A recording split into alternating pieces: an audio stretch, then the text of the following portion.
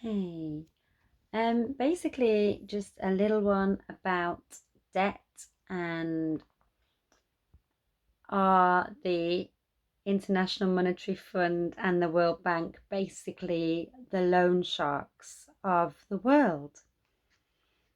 I think absolutely they are.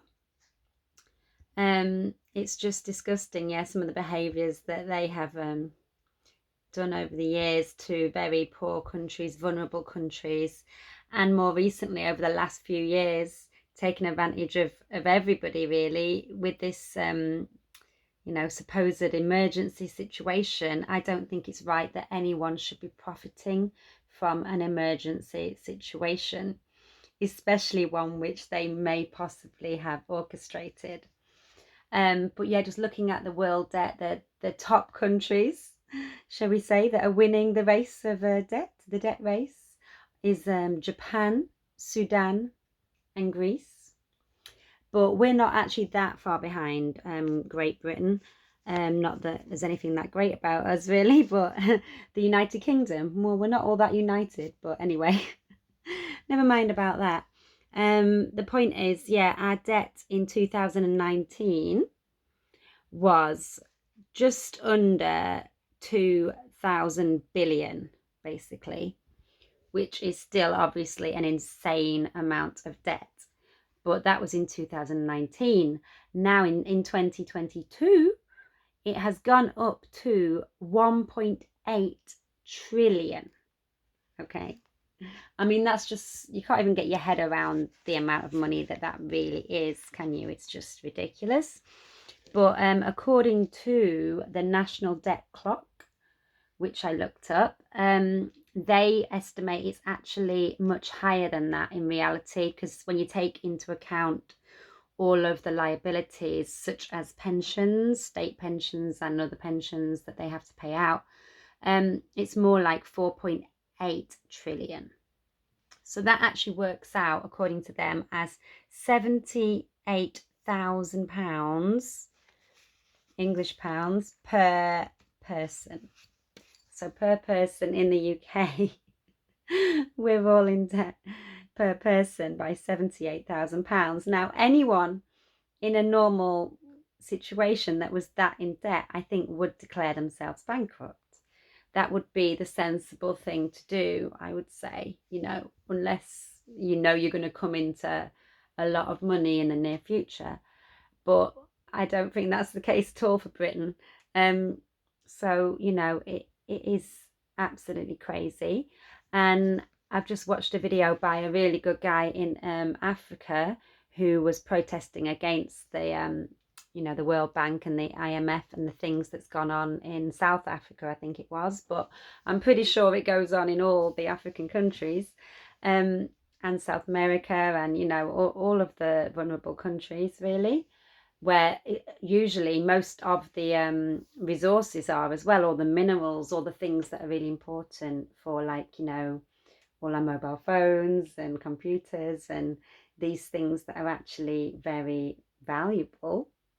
They can get them for next to nothing, because when they give these loans out with ridiculous interest rates and everything, there's always conditions, and the conditions attached usually mean that they get all the resources for next to nothing.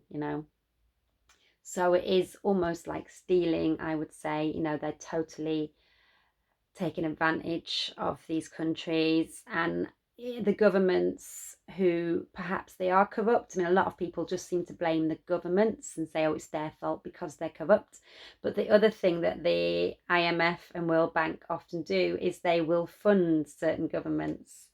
So they will actually, help them to rise to power in the first place, knowing full well that they can then get them to agree to these corrupt deals. And that basically is, selling the people down the river. So the future generations, are the ones that are left with the bill. So I just feel like it is just criminal, really. It is literally criminal. And if it happened in any other situation, like if there was a company doing that, like I think there was Wonga, was around a few years ago in Britain, and they actually got shut down because they were basically doing payday loans and taking advantage of people, you know, and not checking things properly, if they could pay things back and all this type of thing. Bad practice, basically, very bad practice. So they're doing that on a massive scale. So surely they should be shut down, I would say. Absolutely, they should be shut down. And anyone that owes them any money, it should just be, you know, it should just be written off.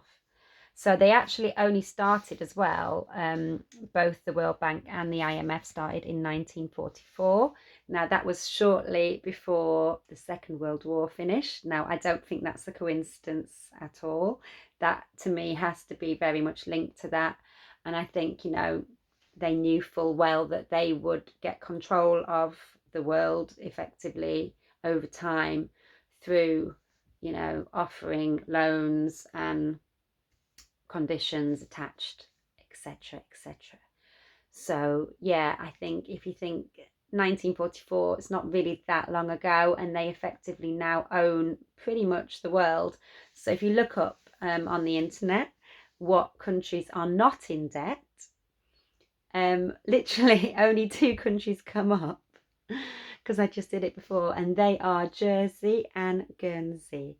So, I mean, that puts it into perspective for me. It's just ridiculous, you know, how can every other country in the entire world be indebted to these, you know, complete banksters, criminals, loan sharks, you know? It is insane, it is ridiculous, and something needs to be done about it, because we're never going to be able to solve all the problems in the world while they're effectively controlling everyone's economies and everyone's resources, because, you know, that's what they do. That's how they've maneuvered everything. So they are pulling the strings behind all governments. It doesn't matter which government you vote in, because they have this debt hanging over them. They will take on any country, you know, has got this incredible debt cloud hanging over them, which is just impossible for most of them to ever pay off.